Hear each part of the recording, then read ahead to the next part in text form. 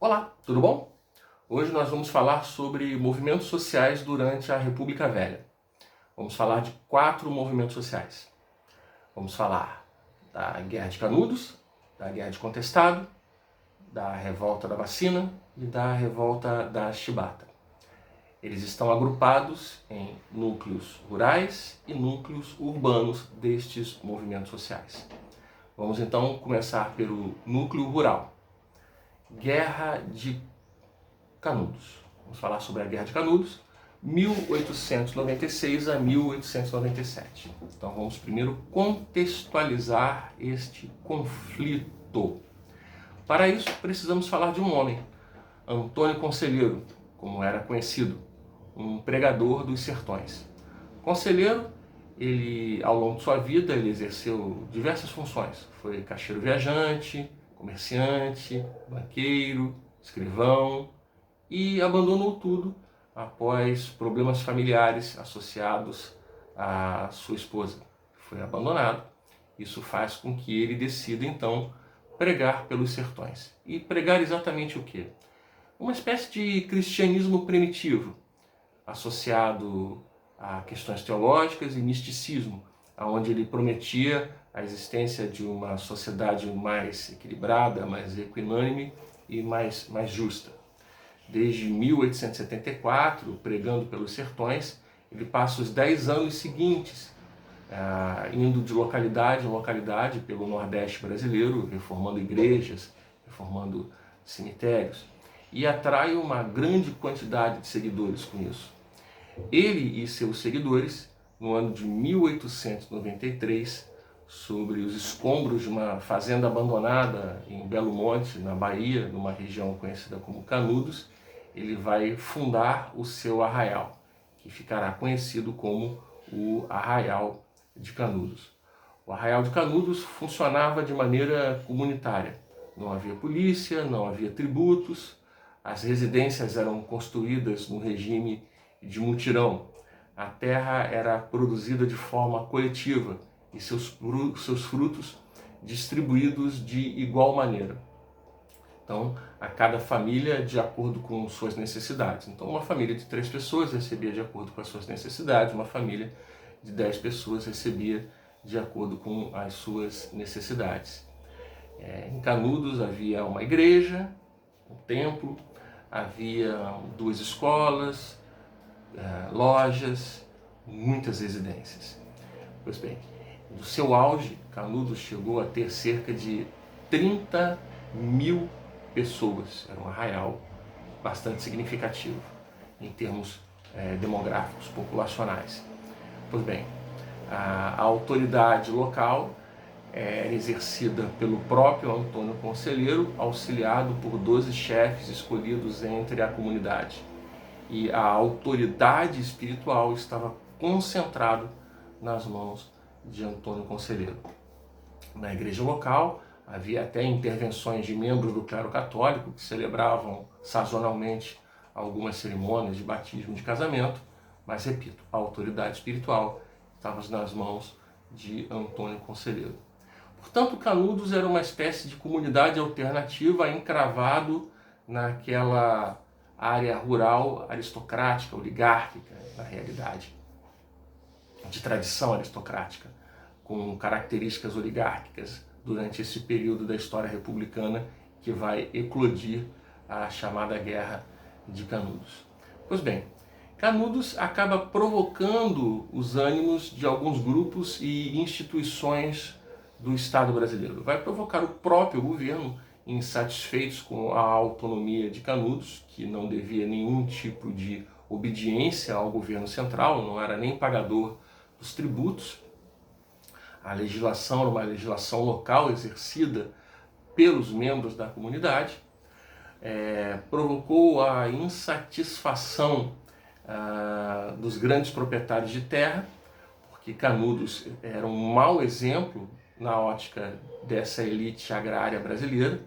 Veja bem, Canudos podia ser um exemplo a ser seguido por outros camponeses que poderiam abandonar seus postos de trabalho para fundar comunidades com o mesmo perfil do arraial criado por Antônio Conselheiro e seus seguidores.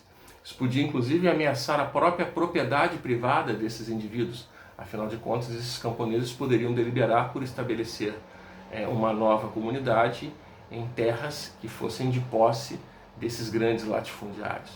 Então, os grandes proprietários de terra passaram a se incomodar com a existência de Canudos, porque ele era um exemplo que poderia ser seguido pela massa camponesa.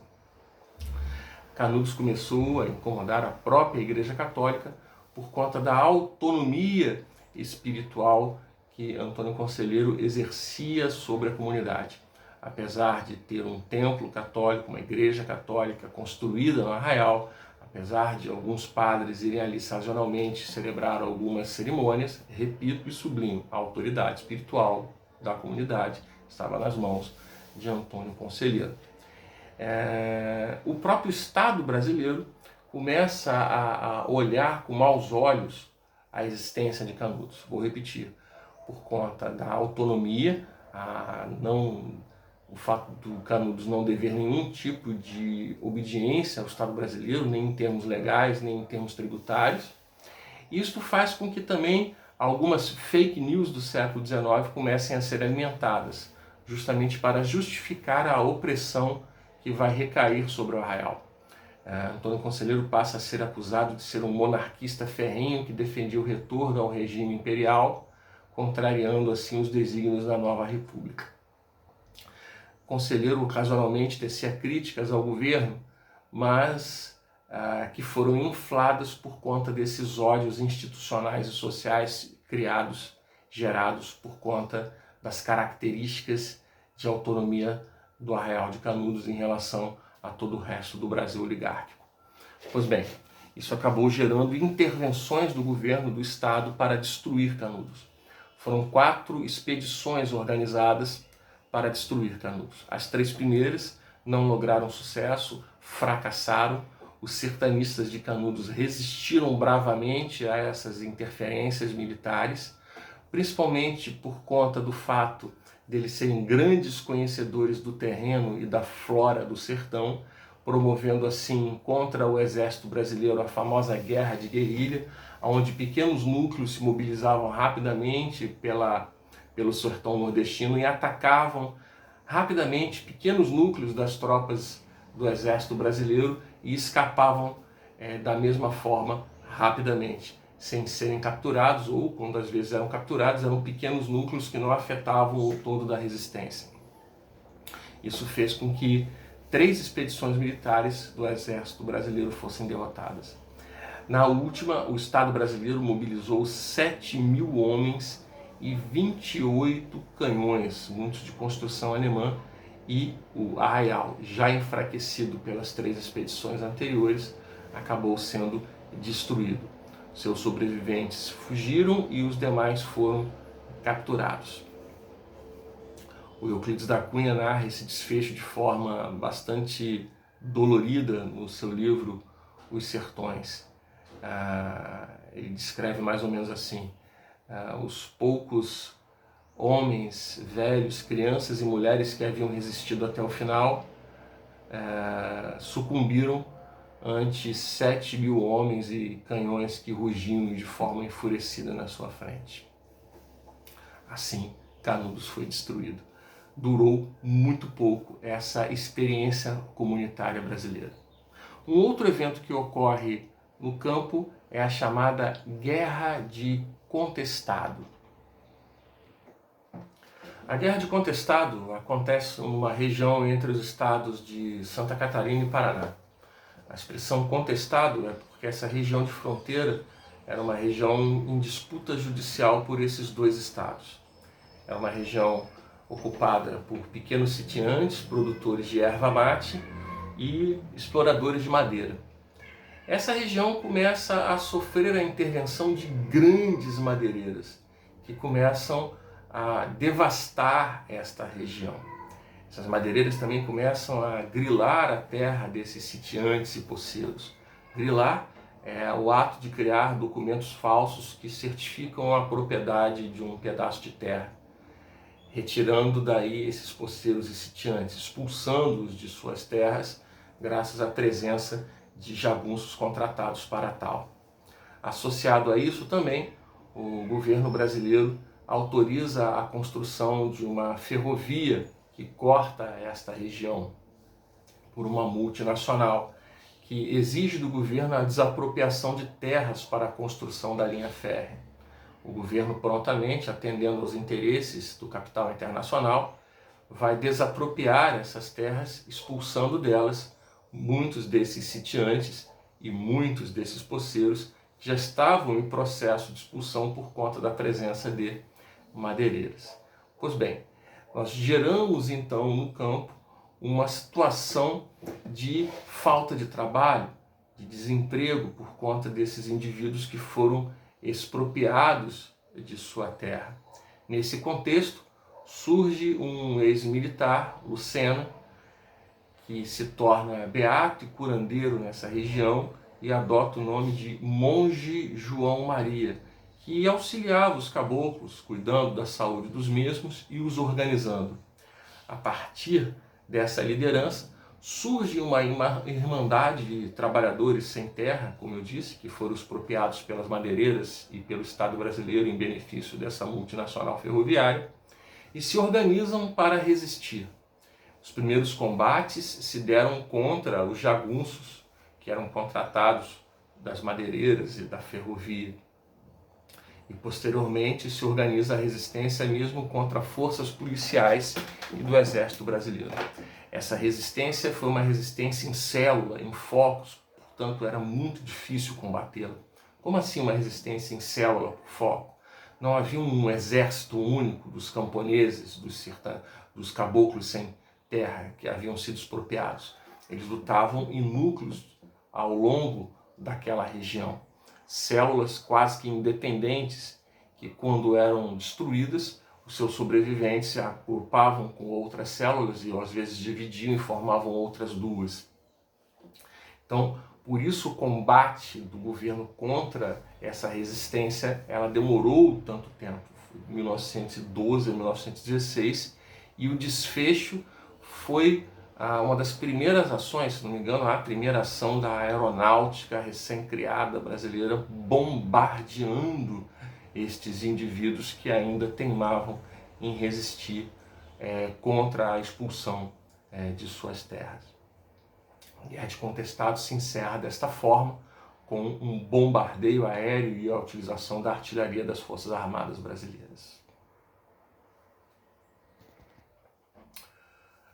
No núcleo urbano nós temos a revolta da vacina e a revolta da chibata.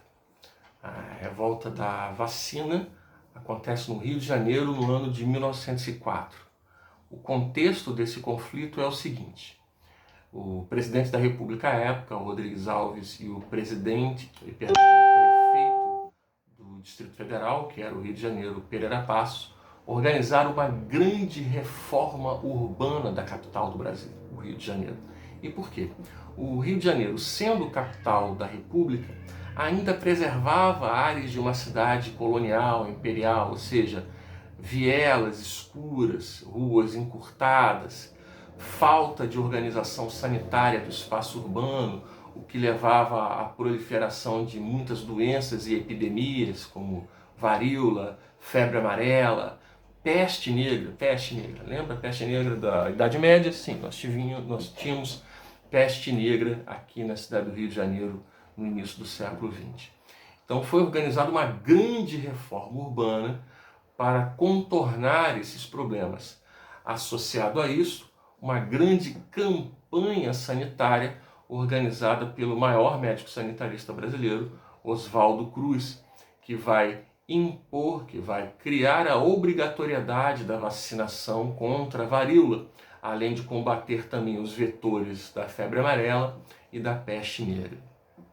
Pois bem, essa reforma urbana, a famosa reforma urbana do Pereira Passos, o famoso Bota Abaixo do Pereira Passos, ele ficou conhecido como prefeito do Bota Abaixo, vai desapropriar várias residências nessa região central do Rio de Janeiro para abrir largas avenidas e construir prédios suntuosos que se tornaram com o tempo históricos. Veja, esse centro, antes da reforma, era um centro residencial, onde pessoas pobres moravam porque trabalhavam na área portuária. Com a reforma, suas residências foram destruídas e eles foram obrigados a sair dessa região, muitas vezes ocupando regiões cada vez mais à periferia do centro ou numa segunda onda de ocupação dos morros cariocas, uma segunda onda de favelização. Uma primeira onda foi com o retorno das tropas da Guerra do Paraguai, com muitos ex-escravos que haviam combatido na guerra com a promessa de serem libertos, e assim o foram, e sem ter aonde morar passaram a ocupar as encostas dos morros. E uma segunda onda de favelização, que foi a expulsão dessas populações da área central do Rio de Janeiro, por conta da reforma urbana, que foram ocupando os morros. A expressão favelização, uma das hipóteses da origem do nome, é por conta de uma plantinha, uma fava, que crescia nas encostas dos morros cariocas. Uma fava pequena, daí a expressão favela. Pois bem, essa expulsão dessas comunidades de suas casas, que haviam sido destruídas pela reforma, sem nenhum tipo de indenização, acabou gerando um clima de hostilidade muito grande. Esse clima de hostilidade só veio a piorar com a campanha da vacinação obrigatória. As pessoas eram vacinadas de forma compulsória. Muitas vezes os agentes de saúde iam de porta em porta junto a forças policiais e obrigavam as pessoas a se vacinarem. Ora, por que disso? Realmente a varíola, não sei se vocês sabem o que é varíola, é uma doença altamente transmissível, ela está extinta, não existe um caso de varíola no mundo há décadas, se não me engano. Ela foi extinta por conta da vacinação. Nos Estados Unidos é chamado Mpox, se não me engano. Uma doença altamente contagiosa, com um nível de mortalidade muito elevado, que foi controlada graças à vacinação. Mas aqui no Brasil, no início do século, essa vacinação ela foi compulsória, obrigatória, à força. Não houve uma campanha explicando os benefícios da vacinação de forma a atingir esse público mais pobre, mais humilde, sem acesso à escolaridade. Este foi o grande equívoco e erro do Estado brasileiro à época. Não promover uma divulgação ampla e de fácil acesso a esses grupos mais humildes e sem acesso à escola, que eram os principais alvos dessa vacinação. Afinal, eram aqueles que residiam, por exemplo, em cortiços, que são áreas residenciais de casas em que se moram um número muito grande de pessoas e de famílias. Isso acabou gerando nessas pessoas um sentimento muito ruim, porque associado à expulsão, a vacinação era muitas vezes utilizado por políticos oposicionistas ao governo de Rodrigues Alves e de Pereira Passos para criar essa animosidade. Está vendo? Estão expulsando vocês de casa, estão dando essa vacina obrigatória que na verdade é para matar vocês. Essa vacina vai matar vocês, ela não vai salvar nada não, tá certo? Isso gera esse clima de hostilidade graças a essa ignorância da população, e aí não estou sendo cruel, a ignorância porque eram pessoas realmente de um extrato social que não tinham acesso à educação básica, muitas vezes. Essa ideia de uma educação universal, mais humanizada, ela surge inclusive nesse período da República Velha com a Escola Nova. Então ainda essa ideia de difusão está muito embrionária, a difusão da educação. Então, isso acaba levando a uma eclosão de uma revolta popular, localizada ali, principalmente naquilo que ficou conhecido como, naquilo que hoje é conhecido como Bairro da Saúde, que vai durar uma semana de insurreições populares, em que eles vão colocar barricadas na rua, vão quebrar carros, vão quebrar coisas, para impedir a vacinação obrigatória. E o governo vai contornar isso com forças policiais e a força do exército, vai controlar a revolta desta forma. Ao fim e ao cabo, a obrigatoriedade ela foi suspensa, porém no seu lugar foram criadas ações que acabavam conduzindo as pessoas à vacinação.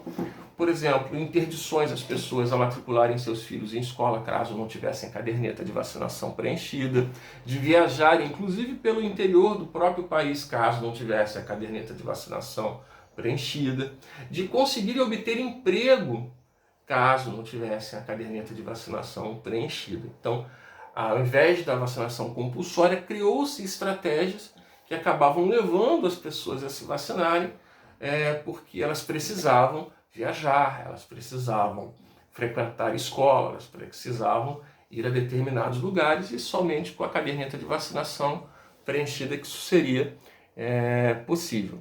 Foi uma estratégia dura, mas que no médio e longo prazo surtiu efeito com a extinção de uma doença que exterminava comunidades inteiras.